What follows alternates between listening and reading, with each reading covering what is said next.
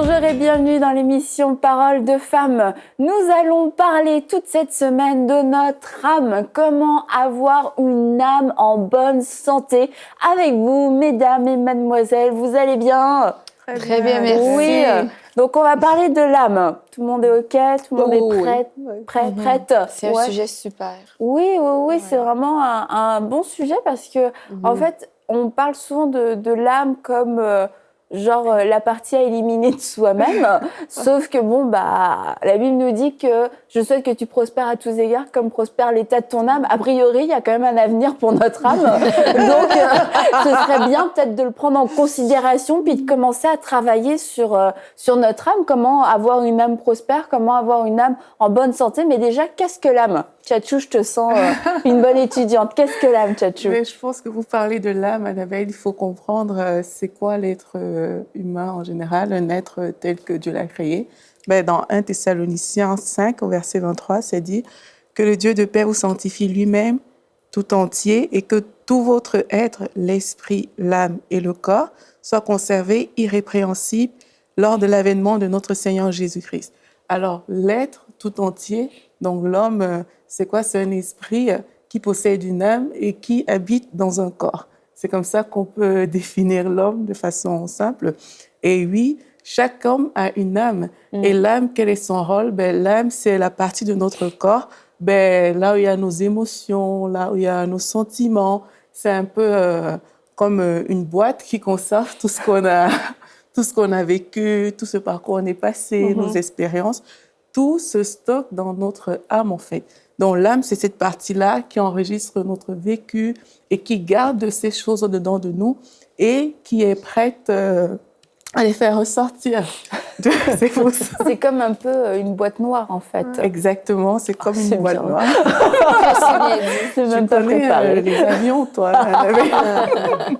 Et donc, c'est là où on a nos émotions, les bonnes, les mauvaises, la personnalité aussi. En fait, dans l'âme se trouve vraiment tout ce qui est émotion, tout ce qui va faire en sorte qu'on réagisse d'une manière et pas d'une autre. Tout ce qui fait en sorte que, voilà, quand on dit telle chose, Mathilde va penser premièrement à un fait peut-être auquel moi je ne vais pas penser. Parce que dans l'âme, il y a toutes nos expériences qu'on a vécues, les contextes dans lesquels on a grandi, tout ce qui est rentré dans nous, se situe dans notre âme. Et quand on est né de nouveau, voilà, notre esprit a été régénéré et notre âme n'a pas eu ce changement-là. Parce que parfois... C'est là le petit hic, en fait. Exactement. Parce qu'on se dit parfois, mais je suis pourtant chrétien, je suis né de nouveau, mais pourquoi est-ce que je retrouve telle chose en moi? Mais c'est parce que, oui, quand on est né de nouveau, l'esprit a été régénéré instantanément, mais l'âme a gardé tout son passé, tout son vécu, tout ce par quoi elle est passée, l'âme l'a gardé. D'où la nécessité vraiment de travailler sur son âme et d'où notre thème de cette semaine est vraiment génial. Et le renouvellement de l'intelligence. Parce que finalement, notre âme a besoin d'être renouvelée, d'être rééduquée et de réapprendre les bonnes choses. Parce qu'en soi, l'âme, elle n'est pas forcément mauvaise. Parce que tu dis, il y a tous nos souvenirs, il y a notre personnalité. Mais c'est ce qui fait aussi que... on va être différents les uns des autres, qu'on va avoir peut-être certaines sensibilités, mais voilà, tu as dit, ça fait ressortir certaines choses, ça fait que, si dans certaines situations, tu peux mal réagir parce que ton âme a déjà imprimé un chemin. OK, on m'a dit ça, donc je réponds ça, et il me répond ça, et on en finit aux mains. C'est comme ça. Mais ça, c'est le chemin de notre âme. Et quand la Bible nous parle du renouvellement de l'intelligence, c'est pour justement apprendre à notre âme à s'aligner à notre esprit qui, lui, a été totalement recréé, qui est parfait, qui contient la volonté parfaite de Dieu, qui veut tout le temps faire le bien, on veut marcher par l'esprit, mais notre âme, quelquefois, c'est elle qui peut mais c'est comme un enfant, Annabelle. Quand un enfant naît, quand quelque chose est nouveau, il faut l'éduquer. Et c'est pareil, on est né de nouveau, l'esprit a changé, mais notre âme, elle n'a pas été éduquée pour ce moment-là. Elle a été éduquée depuis qu'on était petit jusqu'à ce qu'on a grandi.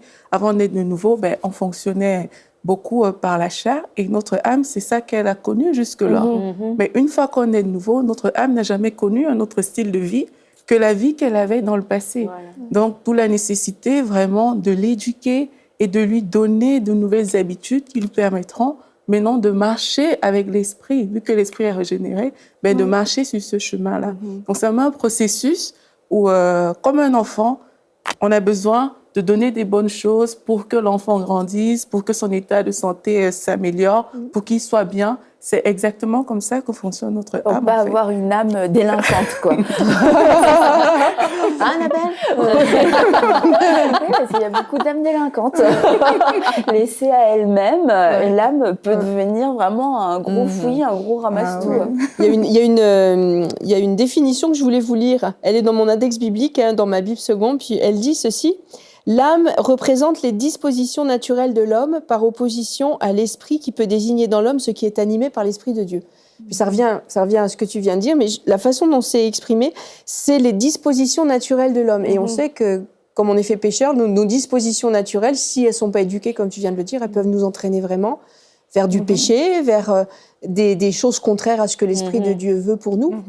Et c'est tout un ensemble de tendances qu'on va avoir, qu'il va falloir éduquer, redresser, corriger, avec l'aide de l'Esprit de Dieu. Mais c'est sûr que là, on a l'air de tronçonner un peu la nature humaine en 3 morceaux. Ouais. Hein, t'as le corps, t'as l'âme, t'as l'esprit, là, t'as 3 compartiments. Mais en fait, si tu regardes les Écritures, l'Ancien Testament, le Nouveau Testament, tu t'aperçois que c'est pas très net, hein. C'est un peu flou. Quand tu regardes dans le Nouveau Testament, des fois, l'âme est employée pour esprit, hein, pour sauver vos âmes. Ou même dans le vocabulaire, tu sens qu'il y a du flou artistique. Et l'être humain, âme, esprit, c'est vrai que l'un est employé. C'est imbriqué, il y a de la confusion. Oui, c'est ça. Il y a de la. Même l'apôtre Paul des fois emploie l'un comme pour l'autre. Et c'est le flou est pas. J'allais dire, il est pas anodin. Ce flou-là, il représente une réalité.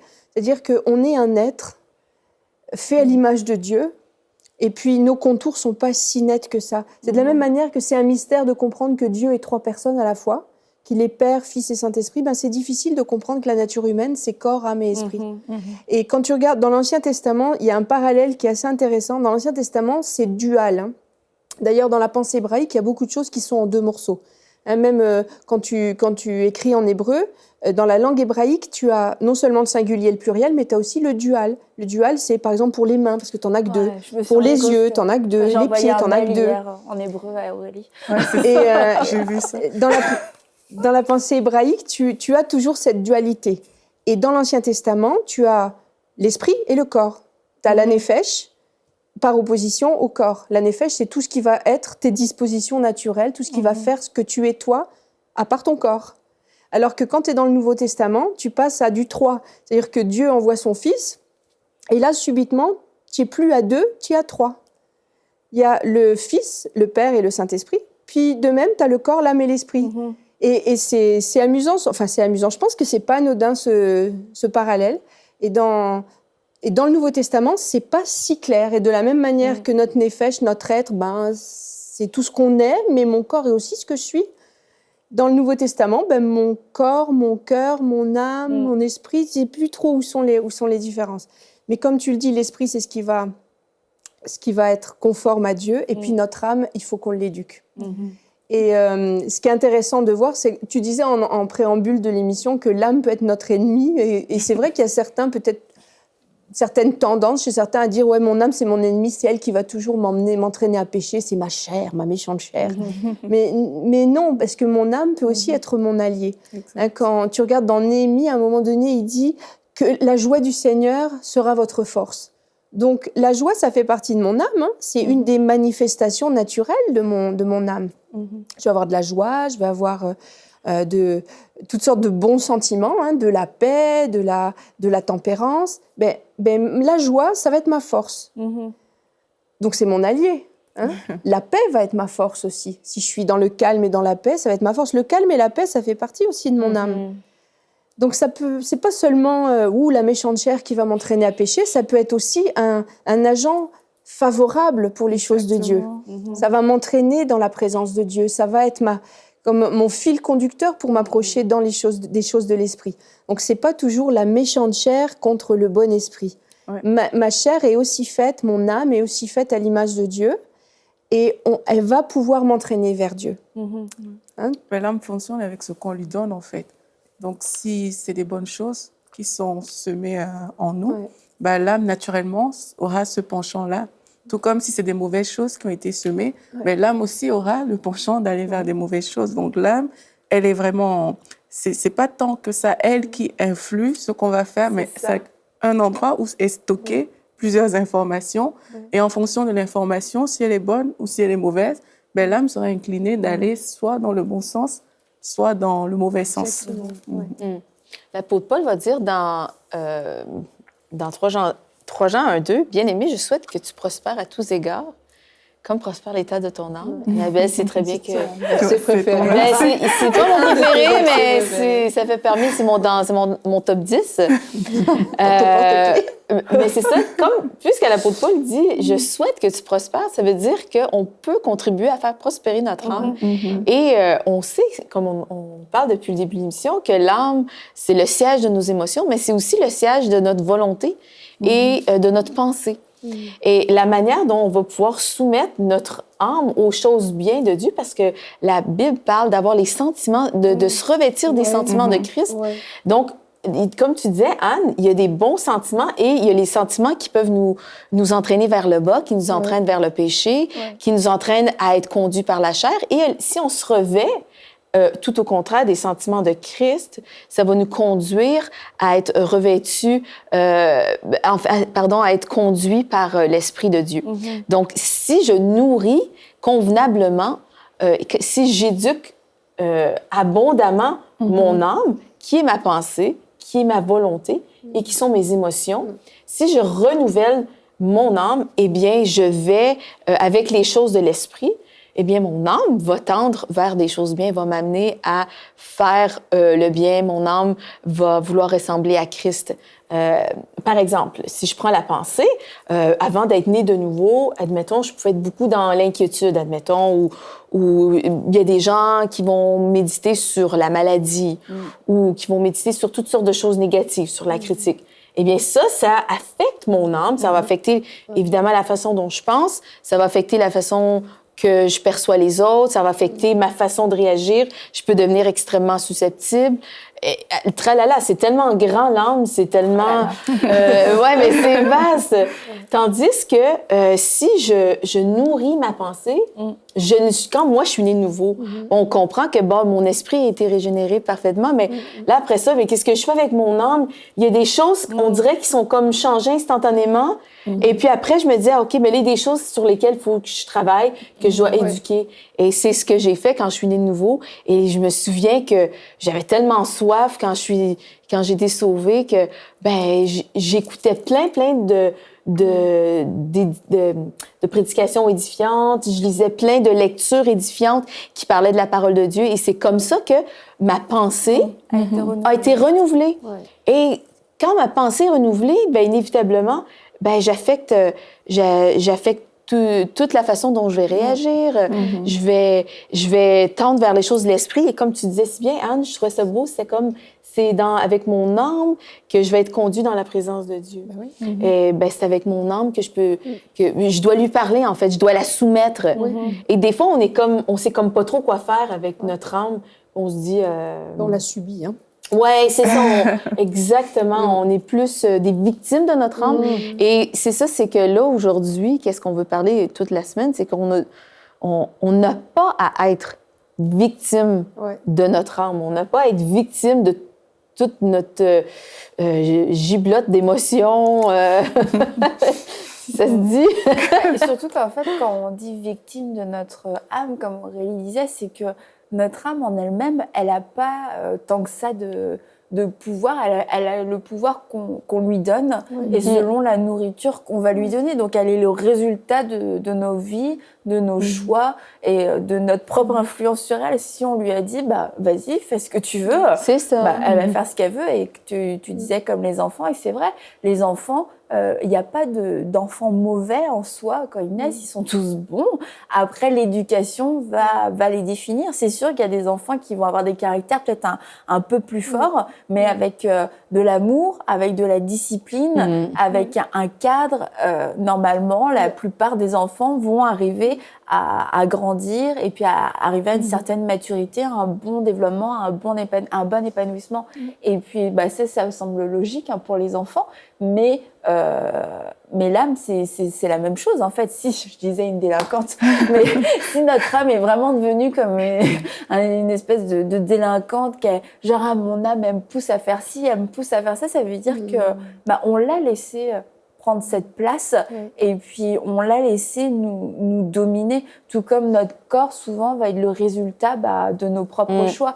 Pas tout le temps, on va pas faire comme un flou artistique, parce que c'est sûr, on peut pas tout couper comme ça, mais quelquefois je suis là, je me sens...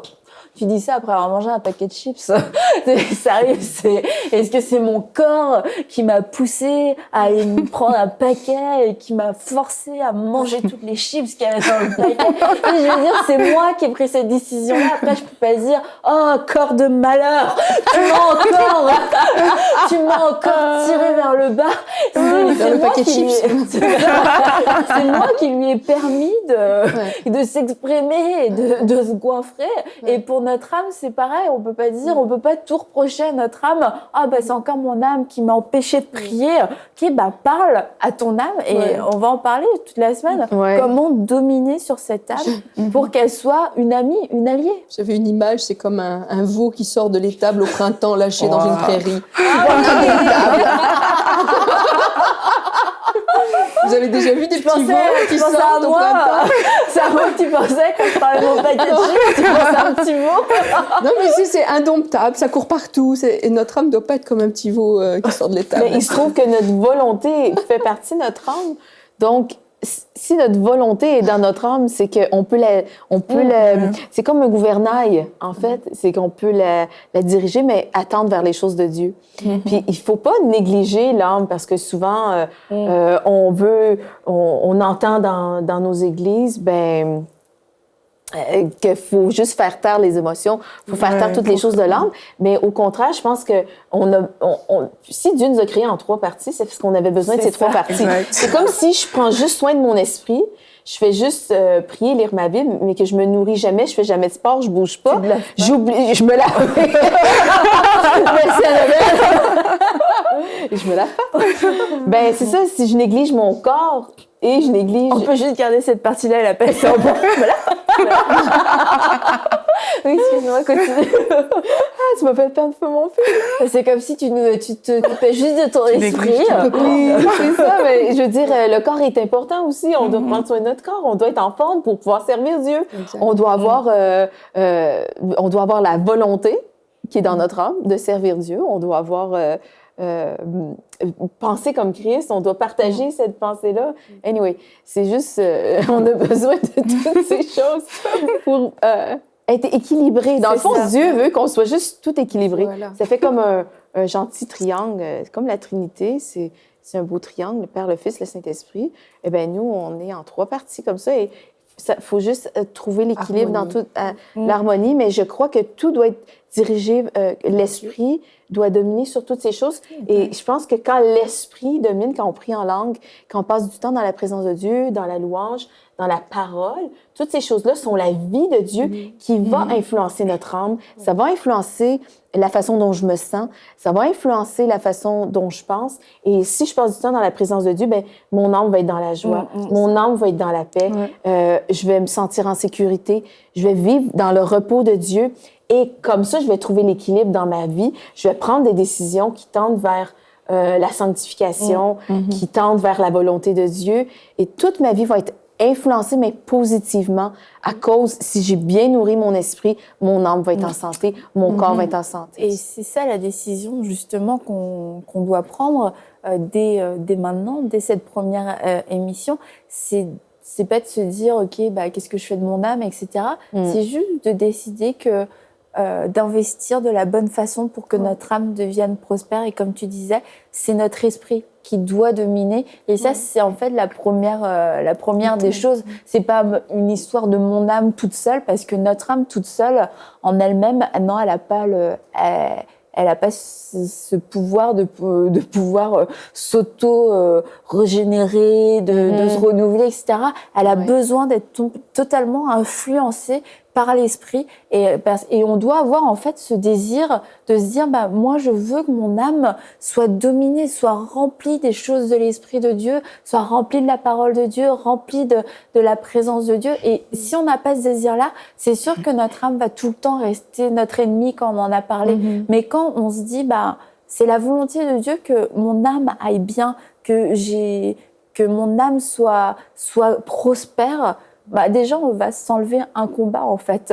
On va, en tout cas, faire la bonne chose, parce que une des premières choses, je pense, qui était aussi à tomber, comme tu l'as dit, c'est de vouloir juste éradiquer l'âme. Bon, l'âme ne fait pas partie de ma vie, parce que sinon, ça veut dire que je suis charnelle, ça veut dire que je suis pas spirituelle, etc. Et quand on entre dans ce chemin-là, c'est dangereux, parce qu'on est en train d'essayer de fonctionner dans la plénitude sans la plénitude. Corps, âme et esprit. Voilà, c'est juste qu'il faut que chacun trouve sa place, que l'esprit est celui qui doit dominer sur l'âme et sur le corps. Et une fois qu'on a accepté ça, déjà, il y a beaucoup de choses qui vont partir. C'est que c'est normal que j'ai une âme, c'est normal, j'ai des sentiments. L'état dans lequel on doit aller, il est résumé par le psaume 131:2, quand il dit « J'ai l'âme calme et tranquille », et la suite du verset, c'est comme un enfant repu sur le sein de sa mère. Et quand on a l'image d'un enfant qui vient de téter, qui est plein jusqu'au bout du nez, il est calme et tranquille, il a tout ce qu'il lui faut, et c'est à ça que Dieu veut qu'on tende. Il veut qu'on ait l'âme tranquille et calme comme un enfant repu sur le sein de sa mère. Et quand on arrive à ça, on a tout ce que Dieu veut pour nous. Exact. Et puis c'est vrai que l'âme a comme un appétit, en fait, et elle a besoin d'être nourrie. Et comme on l'a dit déjà, juste lui donner les bonnes choses. Voilà, parce qu'il y a les choses de la chair, la Bible nous dit, les querelles, les disputes, l'impudicité, l'ivresse, machin, etc., la débauche. Et puis il y a tout ce qui va nous rassasier dans la présence de Dieu, et que notre âme va être calme et tranquille. Dans le psaume 63, il dit, tu rassasies mon âme comme de plats succulents, gras et succulents. Mais ça veut dire que c'est vrai, quand ton âme est rassasiée, elle n'a pas envie d'aller critiquer, elle n'a pas envie d'aller calomnier, elle n'a pas envie de se plaindre, elle n'a pas envie. Elle est bien, elle est rassasiée, mais il faut la rassasier des bonnes choses. Et or, on sait que la chair, par contre, a tout le temps faim, et qu'elle se rassasie jamais, elle va tout le temps, nous pousser. Et si on laisse la chair dicter la nourriture de notre âme, notre âme, c'est certain, là, elle va constamment nous pousser vers les œuvres de la chair. Et les œuvres de la chair, ça va être des œuvres de destruction pour nous et pour les autres. Et c'est pour ça que, quelquefois, on a l'impression que notre âme, c'est comme un puits sans fond, parce qu'on la nourrit de choses qui réclament toujours plus, toujours plus. Tu critiques une fois, tu as envie de critiquer une deuxième fois. Tu voles une fois, tu as envie de voler une deuxième fois. C'est comme... C'est une pompe qui s'amorce.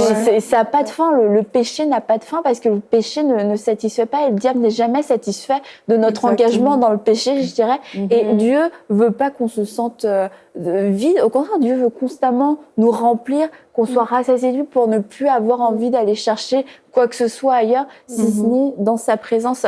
Et c'est pour ça qu'on doit vraiment faire ce choix de la nourriture de notre âme. On va en parler dans la semaine, mais c'est de comprendre que l'âme n'est que le résultat de nos choix, et qu'elle peut être, si elle est dans un mauvais état, faut pas juste blâmer l'âme pour blâmer l'âme. Pardon, vas-y.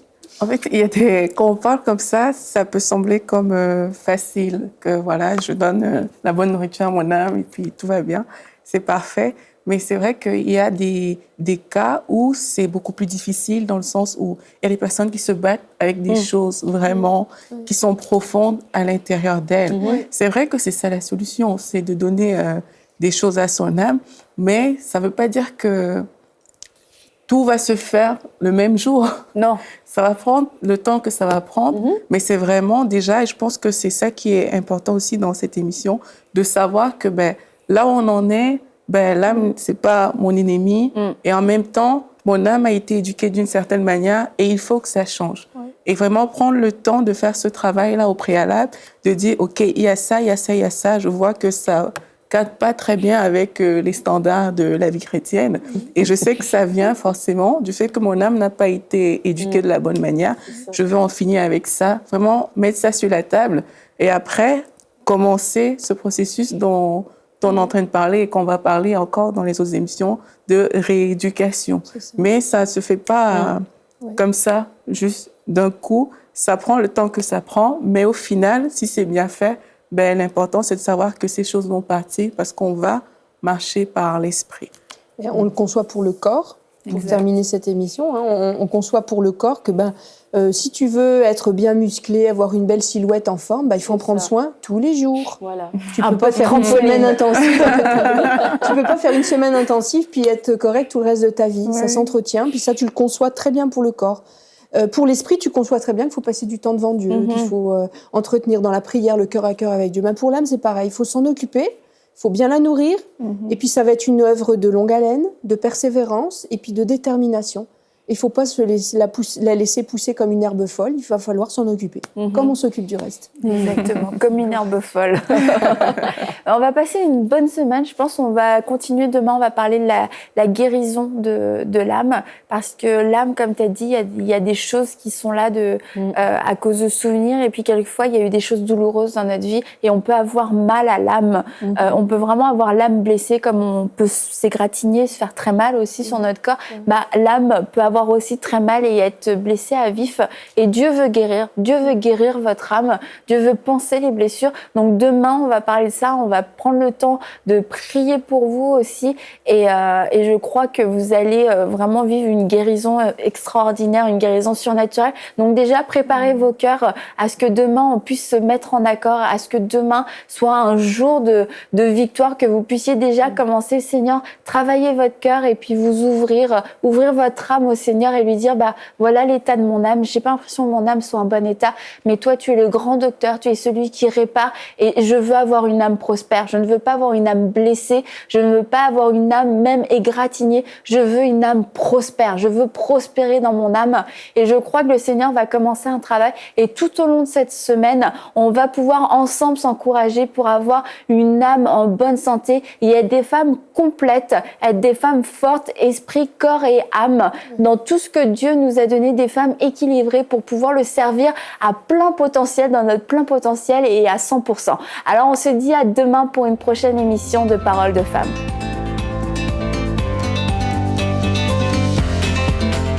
Retrouvez toutes les émissions de Paroles de Femmes en intégralité sur www.emcitv.com. Cette émission est rendue possible grâce au précieux soutien des partenaires d'Enseigne-moi Canal International. Retrouvez tous nos programmes sur emcitv.com.